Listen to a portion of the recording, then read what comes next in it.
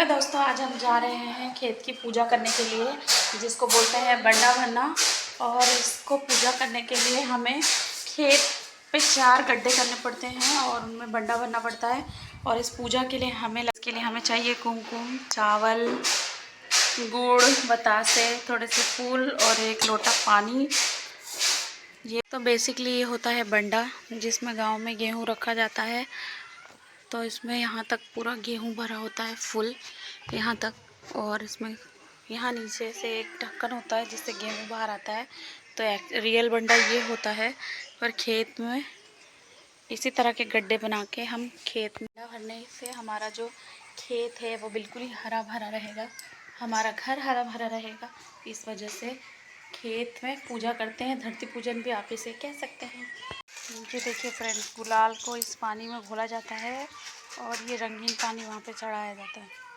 तो फ्रेंड्स, पूजन सामग्री लेने के बाद हम खेत में आ गए हैं। ये देखिए, इसके लिए हमें लेनी पड़ती है खेत से उम्मियाँ, यानी कि गेहूँ, और इसे मसल कर इसके दाने भी हमें पूजा में यूज़ करने हैं। तो हमने देख लिया है एक प्लेन समतल जगह, यहाँ पे हमें करने हैं 4 छोटे छोटे से गड्ढे। और गड्ढों को खोदकर, मतलब कटोरी की तरह 4 छोटे छोटे से हमें गड्ढे करने हैं। तो ये देखिए, भाभी ने बना लिए हैं 4 गड्ढे और बीच में एक छोटा वाला गड्ढा, यानी कि टोटल 5 गड्ढे।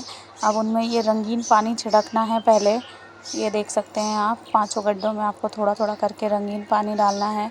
और इसके बाद इनमें हमें डालना है थोड़े से गेहूँ। ये देखिए, जैसे घर का बंडा मैंने आपको दिखाया था गेहूँ से भरा, उसी तरह से इसमें हमें डालना है गेहूँ 5 में।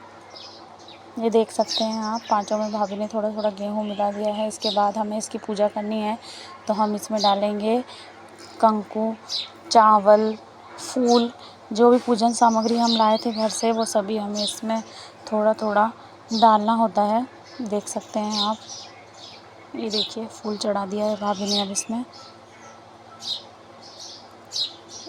ये देखिए फूल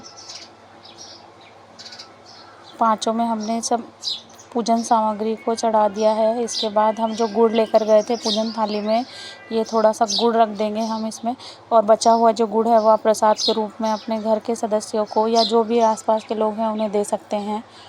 तो उसके बाद फिर से ये जो रंगीन पानी है, इससे हमें पूजा संपन्न करनी होती है।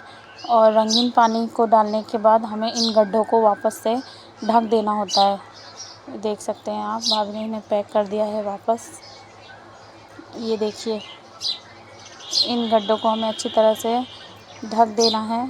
और इसके बाद फिर हमें हाथ जोड़नी है और मन्नत करना है कि जो खेत है हमारा वो ऐसा ही हरा भरा रहे, और उसी के साथ हमारा जो घर है वो भी खुशी से हरा भरा रहे। तो आप देख सकते हैं, ये है हमारी मूंग की फसल, जिसमें चल रहा था पानी, और इसमें बहुत ही मज़ा आ रहा था। हम आगे जा रहे थे और पानी हमारा पीछा कर रही थी, और कई बार तो पानी हमारे ऊपर भी आ रहा था। तो ये देख सकते हैं आप, मूंग की फसल मैंने आपको पहले भी दिखाई थी, बहुत ही छोटी थी और अब ये काफ़ी बड़ी हो चुकी है। और ये देखिए, ये जो गेहूँ हम वहाँ से उठा रहे थे, आधा हमने पूजा में यूज़ किया है, और बचा हुआ जो गेहूँ है वो हम डाल देंगे अपने। तो दोस्तों, जैसे कि बंडा भरना एक खुशी की बात है, तो इस खुशी के मौके पे हमारे घर में बनती है पूरन पोली।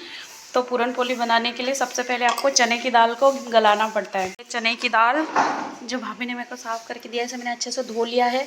अब हम गर्म पानी में इसे डालेंगे। तो दोस्तों, अब ये जो दाल है ये पूरी तरह से गल चुकी है।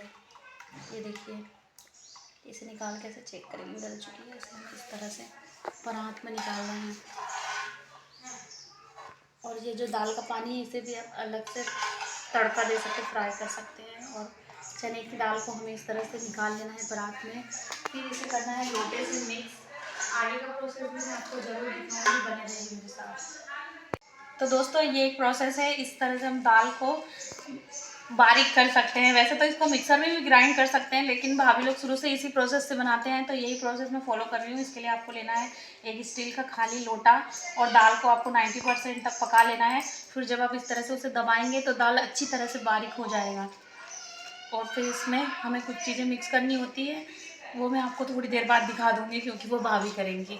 तो बने रहिए मेरे साथ, स्टे ट्यून। फ्रेंड्स, आप, मेरी जो दाल है वो हो चुकी है बिल्कुल बारीक, लेकिन एक बार मैं फाइनल टच देने के लिए पूरे दाल को अच्छे से मिक्स कर लेती हूँ, क्योंकि इसके बाद भाभी इसे घी में सेकेंगी। तो इस वजह से अगर कोई दाने या लम्स रह जाते हैं तो फिर पूड़ियाँ जो है वो फट जाती है। तो इस वजह से इसे अच्छी तरह से बारीक करना होता है। वैसे तो मैं लोटे से कर रही हूँ, आप इसे मैसर से भी कर सकते हैं, मिक्सर से, पर मिक्सर से बहुत ज़्यादा बारीक हो जाता है, हमें थोड़ा इसमें दरदरापन चाहिए।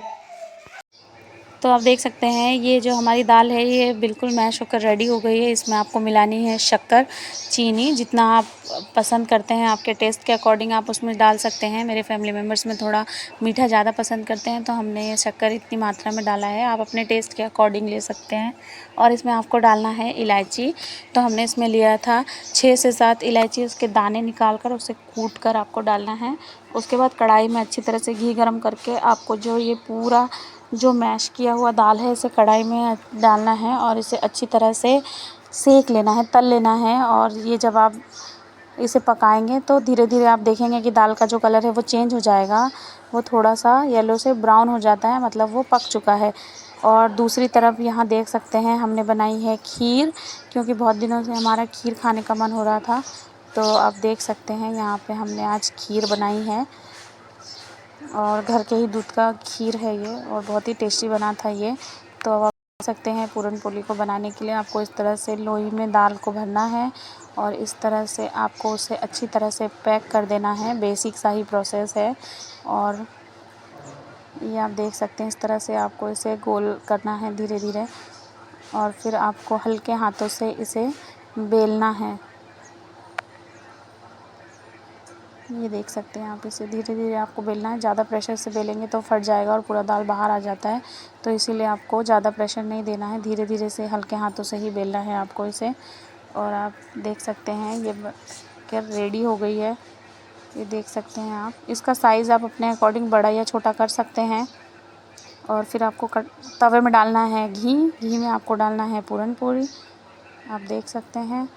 और इसके बाद आपको ऊपर से लगाना है इसमें घी, इसके नीचे भी डालना है थोड़ा सा घी, और सिकने के बाद इसे आपको दूसरी तरफ पलट लेना है। आप चॉइस आपकी है, आप चाहें तो आप इसे घी में भी बना सकते हैं, चाहे तो रिफ़ाइंड ऑयल में भी बना सकते हैं, दोनों में ही ये बहुत ही। अब ये बनकर बिल्कुल रेडी हो गई है। तो ये जो पूरन